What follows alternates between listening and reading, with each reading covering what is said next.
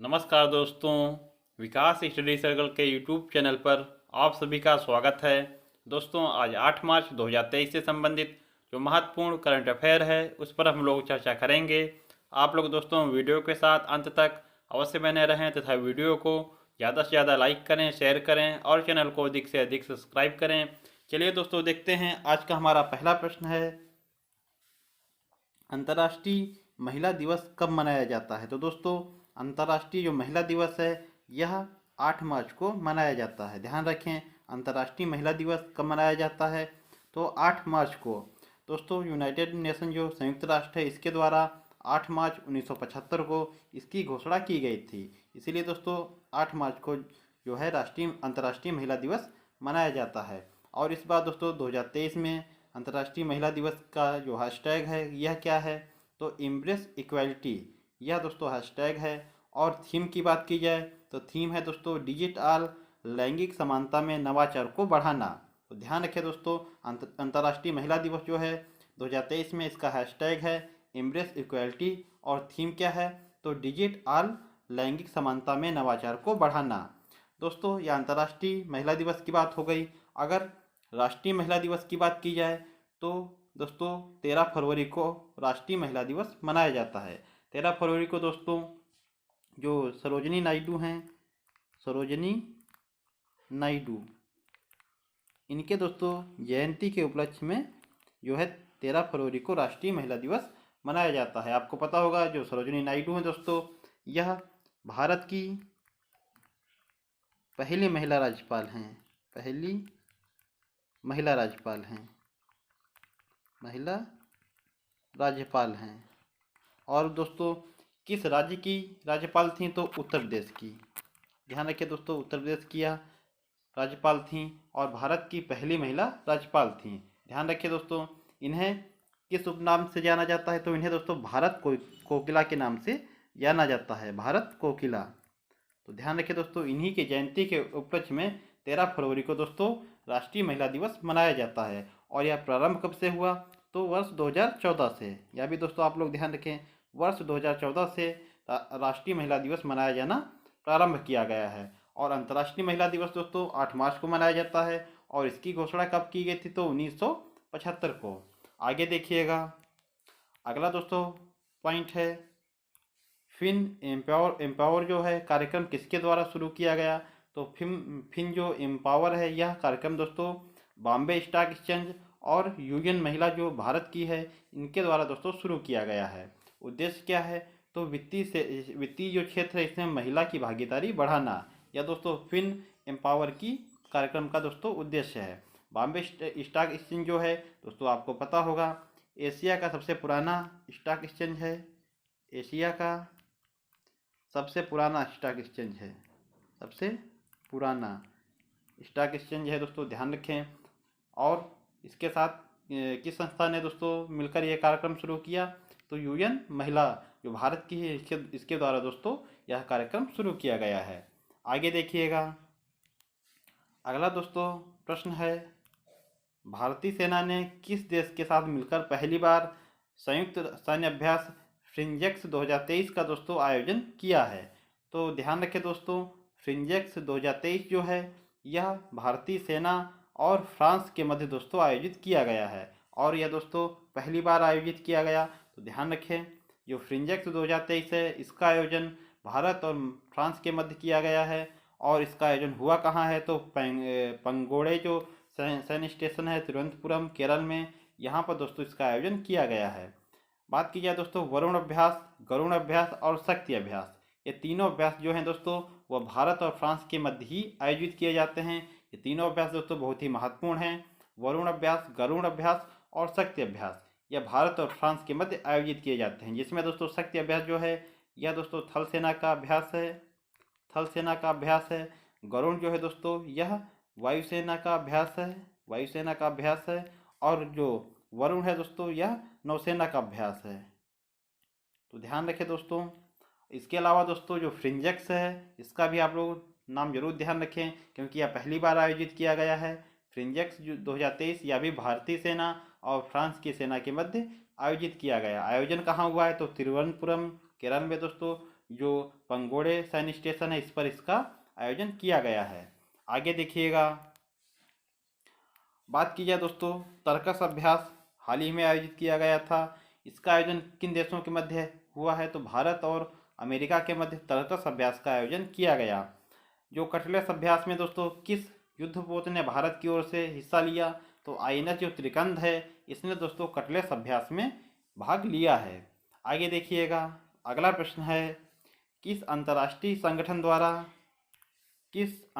संगठन द्वारा दुनिया के महासागर निकायों की रक्षा के लिए पहली उच्च समुद्र संधि की घोषणा की गई है?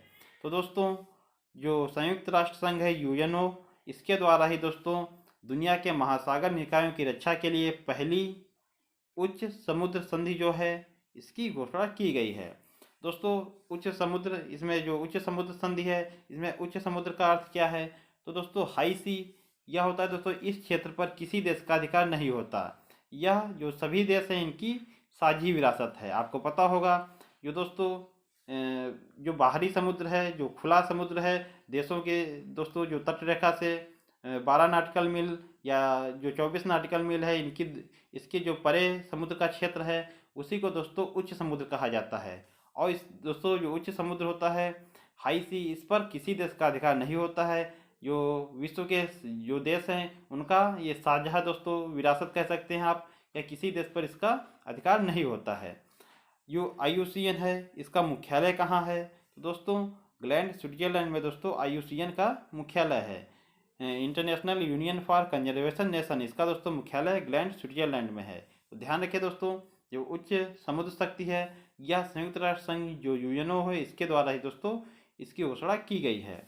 आगे देखिएगा, अगला प्रश्न है, हाल ही में women business and the law 2023 report किसके द्वारा जारी की गई है? तो दोस्तों women business and the law report जो है यह विश्व बैंक के द्वारा दोस्तों जारी की गई है। विश्व बैंक का मुख्यालय कहाँ है? तो वाशिंगटन DC में दोस्तों,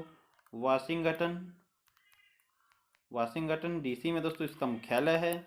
और दोस्तों विश्व बैंक और इसके साथ जो IMF है इसका मुख्यालय भी वाशिंगटन DC में ही है। और ध्यान रखें जो विश्व बैंक और IMF है इन दोनों को दोस्तों जो है जुड़वा बहन भी कहा जाता है। दोस्तों जो women business and the law report है इसका जो उद्देश्य क्या है? तो उद्देश्य भी दोस्तों इसका ध्यान रखें, इस रिपोर्ट का उद्देश्य है आर्थिक गतिविधियों में महिलाओं की भागीदारी बढ़ाना। जो women business and the law report है इसकी दोस्तों उद्देश्य इसका है आर्थिक गतिविधियों में महिलाओं की भागीदारी बढ़ाना। दोस्तों अगर जो आर्थिक गतिविधियां हैं इसमें महिलाओं की भागीदारी की बात की जाए तो विश्व में दोस्तों जो औसत है वह कितना है? 100 में दोस्तों 76.5%, या दोस्तों विश्व में एवरेज है। और भारत में दोस्तों औसत की बात की जाए तो यह औसत है 74.4। दोस्तों ध्यान रखें कि विश्व में एवरेज 76.5 है और भारत में एवरेज कितना है? 74.4। आगे देखिएगा, अगला दोस्तों पॉइंट है ग्लोबल जो जेंडर गैप इंडेक्स कौन जारी करता है? तो विश्व आर्थिक मंच, वर्ल्ड इकोनॉमिक फोरम जो है दोस्तों अभी मैंने आपको बताया WEF, वर्ल्ड इकोनॉमिक फोरम, इसके द्वारा ही दोस्तों ग्लोबल जेंडर गैप इंडेक्स जो है जारी की जाती है। आगे दोस्तों देखिएगा, वर्ल्ड इकोनॉमिक आउटलुक कौन जारी करता है? तो IMF जो है वर्ल्ड इकोनॉमिक आउटलुक जारी करता है। IMF दोस्तों अभी बताया मैंने कि वाशिंगटन DC में इसका मुख्यालय है और जो विश्व बैंक है इसकी यह जुड़वा बहन कही जाती है। आगे देखिएगा, अगला प्रश्न है, प्रत्येक नागरिक को डिजिटल भुगतान का उपयोगकर्ता बनाने के लिए हर पेमेंट डिजिटल मिशन किसके द्वारा प्रारंभ किया गया है? तो दोस्तों हर पेमेंट जो डिजिटल मिशन है यह RBI, reserve bank of India, इसके द्वारा ही दोस्तों जो है शुरू किया गया। और उद्देश्य क्या है? तो प्रत्येक नागरिक को डिजिटल भुगतान का उपयोगकर्ता बनाना। यह दोस्तों हर पेमेंट डिजिटल मिशन का उद्देश्य है। RBI दोस्तों इसकी स्थापना कब की गई? तो 1 अप्रैल 1935 को दोस्तों इसकी स्थापना की गई है। और जो अधिनियम है कब का है? तो 1934 का दोस्तों ये अधिनियम है, ध्यान रखें। और अगर बात की जाए दोस्तों RBI का राष्ट्रीयकरण कब किया गया? तो इसका राष्ट्रीयकरण दोस्तों 1949 में किया गया है। ध्यान रखें दोस्तों, प्रारंभ में इसका जो मुख्यालय था वह दोस्तों कोलकाता में था, लेकिन वर्तमान में इसका मुख्यालय कहाँ है? तो वर्तमान में मुख्यालय इसका दोस्तों मुंबई में है, आरबीआई का। और आरबीआई के वर्तमान दोस्तों गवर्नर कौन हैं, तो आपको पता होगा 25वें क्रम के जो गवर्नर हैं हमारे, वह हैं शक्तिकांत दास जी। शक्तिकांत दास जी, यह दोस्तों वर्तमान में आरबीआई के गवर्नर हैं। आगे देखिएगा, अगर बात की जाए दोस्तों, जो इसके पहले जो गवर्नर थे वह कौन थे, तो ओसबोर्न स्मिथ जो हैं, ओसबोर्न स्मिथ, या दोस्तों इसके पहले गवर्नर थे। और पहले भारतीय गवर्नर कौन थे, तो सीडी देशमुख, यह इसके जो है पहले भारतीय गवर्नर थे। ध्यान रखिए दोस्तों, जो दोस्तों मैंने बताया हर पेमेंट डिजिटल जो मिशन है, इसका उद्देश्य क्या है, तो उद्देश्य है डिजिटल भुगतान को बढ़ावा देना। आगे देखिएगा, अगला पॉइंट है दोस्तों, देश का पहला पूर्ण डिजिटल बैंकिंग राज्य कौन सा है, तो देश का पहला दोस्तों पूर्ण डिजिटल बैंकिंग राज्य है केरल राज्य दोस्तों, ध्यान रखें।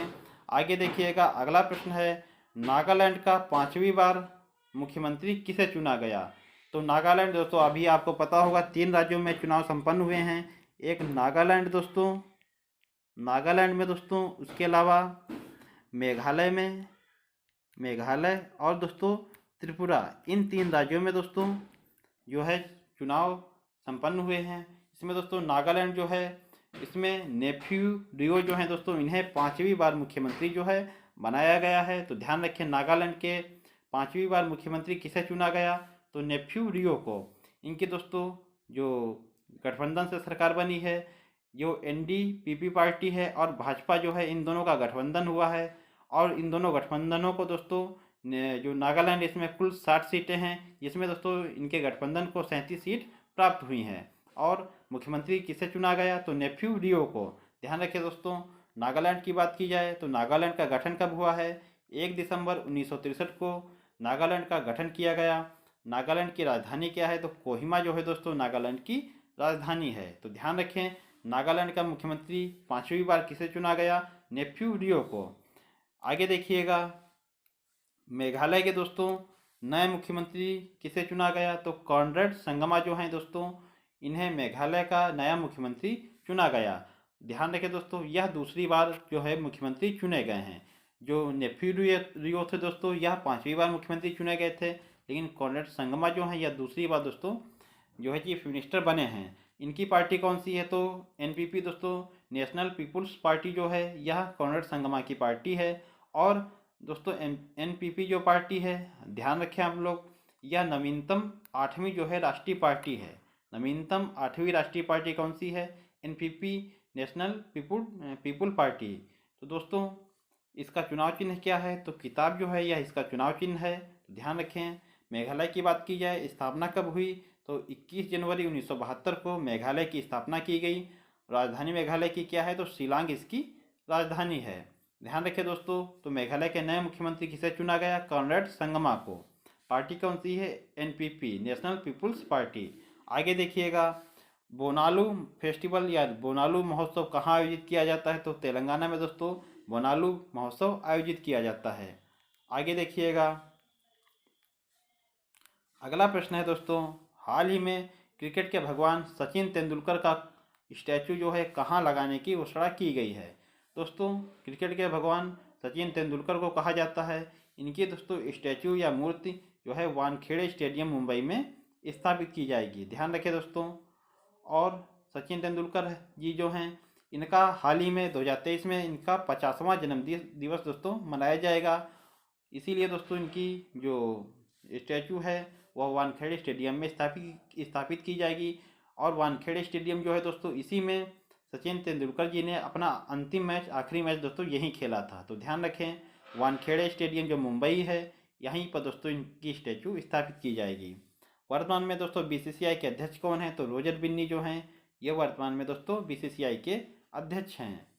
अगला है पॉइंट, विश्व का सबसे बड़ा क्रिकेट स्टेडियम कौन सा है, तो आपको पता होगा जो नरेंद्र मोदी स्टेडियम अहमदाबाद गुजरात में है, यह विश्व का सबसे बड़ा क्रिकेट स्टेडियम है। इसका दोस्तों पहले नाम क्या था, तो मोटेरा स्टेडियम सबसे पूर्व में नाम था मोटेरा स्टेडियम। उसके बाद दोस्तों नाम रखा गया सरदार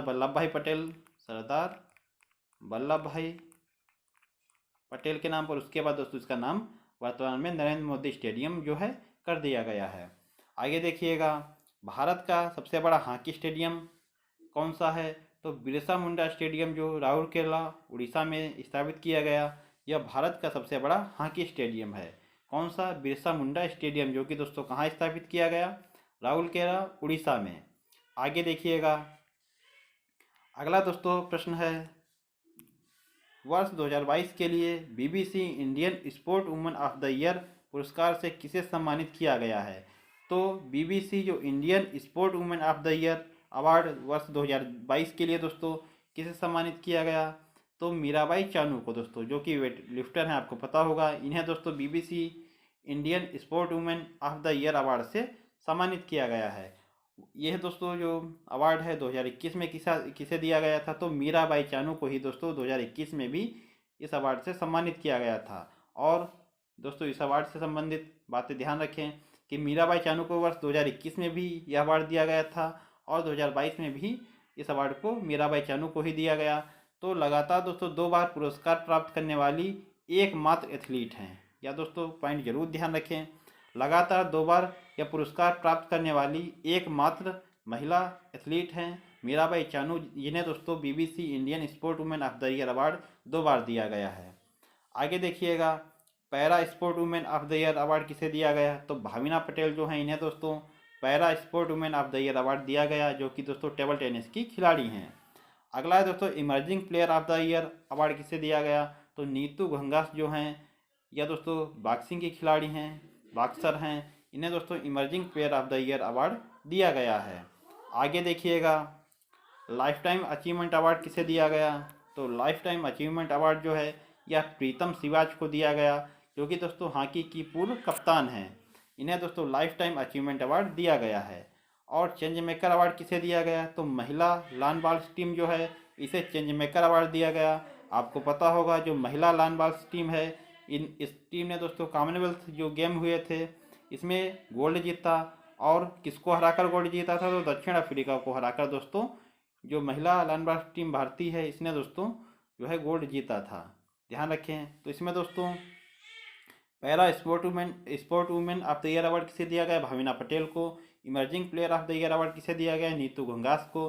लाइफ टाइम अचीवमेंट अवार्ड किसे दिया गया? प्रीतम सिवाच को। और चेंज मेकर अवार्ड किसे दिया गया? तो महिला लॉन बॉल टीम को। आगे देखिएगा, अगला दोस्तों प्रश्न है, 36वें राष्ट्रीय खेल में सर्वश्रेष्ठ पुरुष एथलीट का पुरस्कार किसने जीता? 36वें राष्ट्रीय खेल, इनका आयोजन कहाँ हुआ? आपको पता होगा, गुजरात में दोस्तों इनका आयोजन हुआ था। और इसमें सर्वश्रेष्ठ जो पुरुष एथलीट का पुरस्कार साजन प्रकाश को दोस्तों दिया गया है। ध्यान रखें, 36वें राष्ट्रीय खेल में सर्वश्रेष्ठ पुरुष एथलीट का अवार्ड साजन प्रकाश को दिया गया है। अगला प्रश्न देखिएगा, हाल ही में 28वें लेखा महानियंत्रक जो CGA है पद पर किसे नियुक्त किया गया है? इम्पॉर्टेंट प्रश्न है दोस्तों, आप लोग दोस्तों इस पर टिक कर लीजिएगा। इम्पॉर्टेंट प्रश्न कि हाल ही में दोस्तों 28वें लेखा महानियंत्रक CGA दोस्तों, CGA यानी दोस्तों कंट्रोलर जनरल ऑफ अकाउंट्स, दोस्तों इस जो लेखा महानियंत्रक पद है इस पर किसे नियुक्त किया गया? तो SS दुबे, इन्हें दोस्तों जो है लेखा महानियंत्रक बनाया गया है। इससे पूर्व दोस्तों जो लेखा महानियंत्रक कौन थी? तो भारती दास इससे पूर्व जो है लेखा महानियंत्रक थी, लेकिन वर्तमान में 28वें लेखा महानियंत्रक SS दुबे को नियुक्त किया गया है। दोस्तों मैंने पिछली क्लास में आपको बताया है कि अगर बात की जाए CGA पद जो है 1 मार्च 1976 को सृजित किया गया था। और किससे अलग किया गया था? तो दोस्तों पहले जो CGA पद या CAG पद ये दोस्तों एक में थे, यानी दोस्तों CGA जो पद है यह किससे संबंधित है? यह अकाउंटिंग से संबंधित है, यह अकाउंटिंग से संबंधित है। और CAG जो पद है दोस्तों यह ऑडिटिंग से संबंधित है, ऑडिटिंग से संबंधित है। तो दोस्तों ये दोनों पद पहले एक में थे, लेकिन 42वां जो संविधान संशोधन 1976 में हुआ है, 42वां संविधान संशोधन 1976 में जो हुआ है दोस्तों, इसके तहत ही ये दोनों पद जो है अलग कर दिए गए। इसमें दोस्तों CAG पद यानी लेखा महानियंत्रक कंट्रोलर जनरल ऑफ अकाउंट्स और CAG पद जो दोस्तों निरंतर महालेखा परीक्षक यानी दोस्तों कंट्रोलर, ऑडिटर जनरल, इन दोनों पदों को अलग कर दिया गया है। तो दोस्तों सीएजी वर्तमान में कौन है आपको पता होगा, जो गिरीश चंद्र मुर्मू जी हैं, यह वर्तमान में सीएजी हैं। और सीजीए नवीनतम 28वें क्रम के किसे नियुक्त किया गया, तो एसएस दुबे जी को। ध्यान रखिए दोस्तों 1 मार्च को दोस्तों 1976 को सीजीए पद सृजित किया गया था, इसीलिए प्रत्येक वर्ष 1 मार्च को दोस्तों नागरिक लेखा दिवस मनाया जाता है। यह भी दोस्तों ध्यान रखें, नागरिक लेखा दिवस 1 मार्च को मनाया जाता है। और 1 मार्च को और कौन कौन से 2 दिवस मनाए जाते हैं, तो दोस्तों 1 मार्च को जो है नागरिक लेखा दिवस तो मनाया ही जाता है, इसके साथ ही दोस्तों विश्व नागरिक सुरक्षा दिवस, विश्व नागरिक सुरक्षा दिवस और दोस्तों दूसरा शून्य भेदभाव दिवस, यह भी दोस्तों 1 मार्च को ही मनाया जाता है। तो ध्यान रखें, नागरिक लेखा दिवस, विश्व नागरिक सुरक्षा दिवस और शून्य भेदभाव दिवस, ये तीनों दिवस दोस्तों 1 मार्च को मनाए जाते हैं। तो ध्यान रखें दोस्तों, प्रश्न हमारा था कि 28वें लेखा महानियंत्रक यानी सीजीए पद पर किसे नियुक्त किया गया, तो एसएस दुबे जो हैं दोस्तों, इन्हें 28वां लेखा महानियंत्रक नियुक्त किया गया है। और इससे पूर्व दोस्तों लेखा महानियंत्रक कौन थी, तो भारती दास जी। आगे देखिएगा, बात की जाए दोस्तों, मैंने अभी सीएजी पद की बात की, तो वर्तमान में दोस्तों सीएजी आपको पता होगा कौन है, तो गिरीश चंद्र मुर्मू जी, गिरीश चंद्र मुर्मू, यह दोस्तों वर्तमान में सीएजी हैं।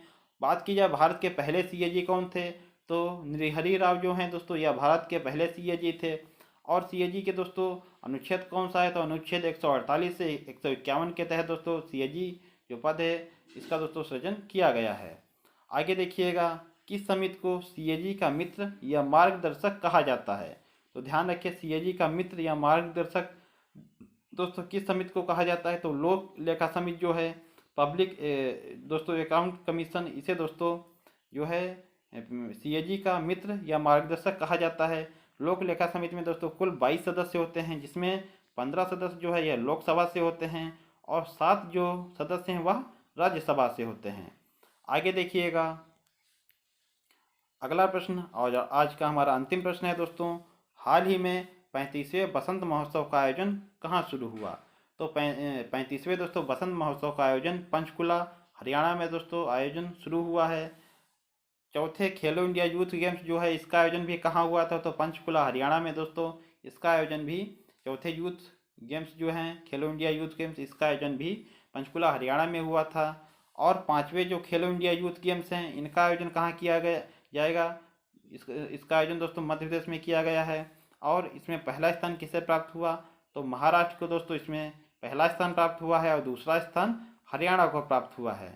तो ध्यान रखिए दोस्तों, 5वें जो खेलो इंडिया यूथ गेम्स हैं इनका आयोजन मध्य प्रदेश में किया गया, पहला स्थान महाराष्ट्र को प्राप्त हुआ और दूसरा स्थान हरियाणा को प्राप्त हुआ है। आगे दोस्तों देखिएगा, उत्तर भारत का पहला परमाणु संयंत्र कहाँ स्थापित किया गया, तो उत्तर भारत का पहला दोस्तों परमाणु संयंत्र फतेहाबाद हरियाणा में स्थापित किया गया है। तो ध्यान रखें दोस्तों, उसके अलावा अगर आपसे पूछा जाए जो नरोरा परमाणु संयंत्र है, परमाणु संयंत्र यह कहाँ स्थित है, तो दोस्तों नरोरा जो परमाणु संयंत्र है यह उत्तर प्रदेश में स्थित है। ध्यान रखिए दोस्तों। तो दोस्तों ये थे आज के हमारे करंट अफेयर की दृष्टि से कुछ महत्वपूर्ण प्रश्न। आशा करता हूँ आप लोगों को वीडियो पसंद आया होगा।